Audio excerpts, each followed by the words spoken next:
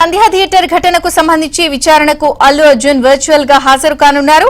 Nampally court విధించిన 14 రోజుల remand గడువు ఇవాళ్టితో ముగియనుంది. దీంతో ఇదే కేసులో హైకోర్టు బెయిల్ ఇచ్చిన విషయాన్ని నాంపల్లి కోర్టుకు అల్లు అర్జున్ వర్చువల్ గా తెలపనున్నారు. అలాగే సంధ్యా థియేటర్ ఘటనలో రెగ్యులర్ బెయిల్ పిటిషన్ దాఖలు చేయనున్నారు అల్లు అర్జున్.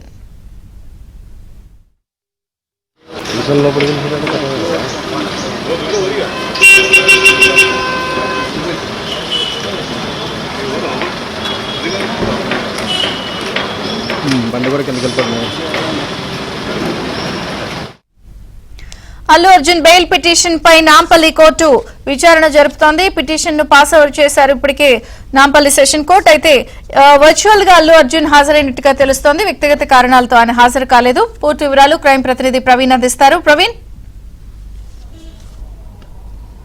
ఇప్పటికే అల్లు అర్జున్ అయితే మాత్రం వర్చువల్ గా అటెండ్ అవడానికి నాంపల్లి కోర్టు అనుమతించింది. మరికొద్ది సేపట్లోనే వర్చువల్ గా అల్లు అర్జున్ విచారణకు హాజరు కాబోతున్నాడు. మరోవైపు రెగ్యులర్ బెయిల్ కోసం కూడా నాంపల్లి కోర్టులో ఇప్పటికే పిటిషన్ దాఖలు చేశారు. ఈ నెల 24వ తారీఖున నాంపల్లి కోర్టు ముందు రెగ్యులర్ బెయిల్ కోసం పిటిషన్ దాఖలు చేస్తే నేడు కోర్టు ముందు కౌంటర్ దాఖలు చేయాల్సినటువంటి అవసరం ఉంటుంది. ఇప్పటికే ప్రతివాదులుగా చిక్కడపల్లి పోలీసులు చేర్చడం జరిగింది.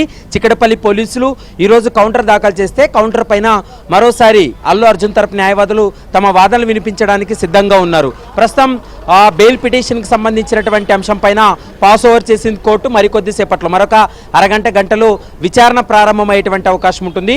మరోవైపు ఇప్పటికే శాంతి భద్రతల విషయం కావచ్చు, కోర్టుకు ఒకవేళ అల్లు అర్జున్ వచ్చినాడైతే కొంత ఇబ్బందికరమైనటువంటి వాతావరణం ఉంటుంది. ఇక్కడ పబ్లిక్ కూడా ఇబ్బందికరంగా ఉంటుంది. కాబట్టి దాన్ని దృష్టిలో పెట్టుకొని నాంపల్లి కోర్టు వర్చువల్గా అటెండ్ అవ్వడానికి అల్లు అర్జున్కు అనుమతించింది. మరికొద్దిసేపట్లో అల్లు అర్జున్ వర్చువల్గా న్యాయస్థానం ముందు హాజరుపరిచిన తర్వాత తిరిగి రిమాండ్ అనేది ఎక్స్టెన్షన్ అవుతుంది. రిమాండ్ అనేది పొడిగింపు జరుగుతుంది. ఎందుకంటే నేటితోటి 14 రోజుల పాటు రిమాండ్ పూర్తి అయినటువంటి నేపథ్యంలో అల్లు అర్జున్ వ్యక్తిగతంగా ఈరోజు హాజరు కావాలి. కానీ కొంత సెక్యూరిటీ రీజన్స్ వల్ల తాను వ్యక్తిగతంగా విచారణకు హాజరు కాలేకపోతున్నాను కాబట్టి వర్చువల్గా అనుమతి ఇవ్వాలంటూ కూడా న్యాయస్థానాన్ని అభ్యర్థించడంతో న్యాయస్థానం దానికి అంగీకరించింది. మరికొద్దిసేపట్లో వర్చువల్గా కూడా హాజరయ్యేటువంటి అవకాశం అయితే కనపడుతుంది. ఇప్పటికే బెయిల్ పిటిషన్కి సంబంధించి పాస్ ఓవర్ చేశారు. బెయిల్ పిటిషన్కి సంబంధించి కూడా మరికొద్దిసేపట్లో చిక్కడపల్లి పోలీసులు కౌంటర్ దాఖలు చేయబోతున్నారు. కౌంటర్ పైన ఇటు నిరంజన్ రెడ్డి కూడా తన వాదనలు వినిపించేటువంటి అవకాశం అయితే కనపడుతుంది.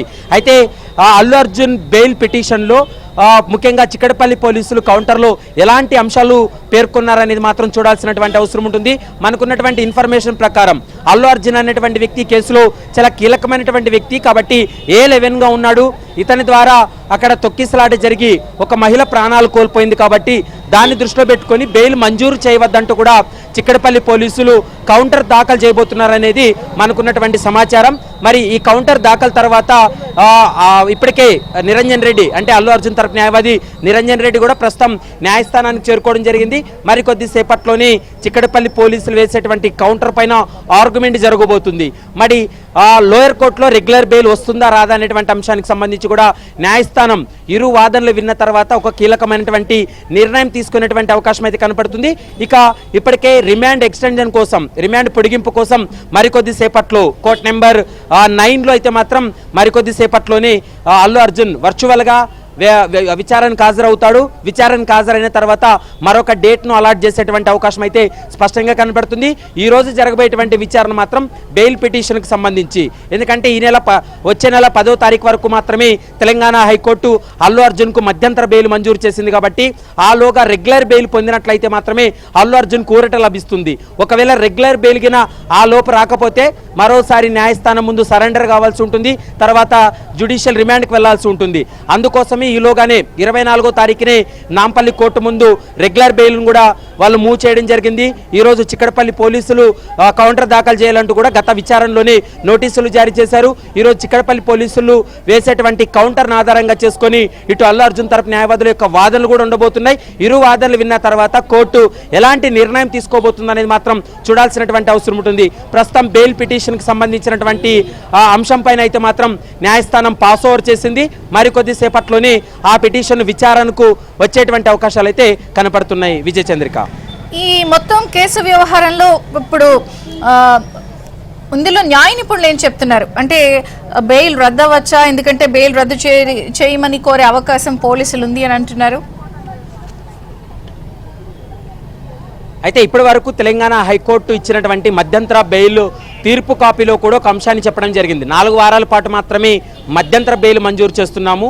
ఒకవేళ రెగ్యులర్ బెయిల్ పొందాలి అనుకుంటే ఎక్కడైతే రిమాండ్ అయ్యాడు లోయర్ కోర్టు ఎక్కడైతే ఉందో లోయర్ కోర్టులోని మీరు బెయిల్ మూవ్ చేసుకోవాల్సినటువంటి అవసరం ఉంటుంది. దాన్ని కూడా బెయిల్ పిటిషన్ను పరిగణలోకి తీసుకోవాలంటూ కూడా నాంపల్లి కోర్టును ఆదేశించినటువంటి పరిస్థితి కనపడుతుంది. కాబట్టి ప్రస్తుతం 24వ తారీఖున బెయిల్ పిటిషన్ను ఇప్పటికే అల్లు అర్జున్ తరపు న్యాయవాదులు మూవ్ చేయడం జరిగింది. మరి బెయిల్ వస్తుందా రాదా అనేటువంటి అంశానికి సంబంధించి ఇరు వాదనల తర్వాత కోర్టు ఒక కీలకమైనటువంటి నిర్ణయం తీసుకునేటువంటి అవకాశం అయితే కనపడుతుంది.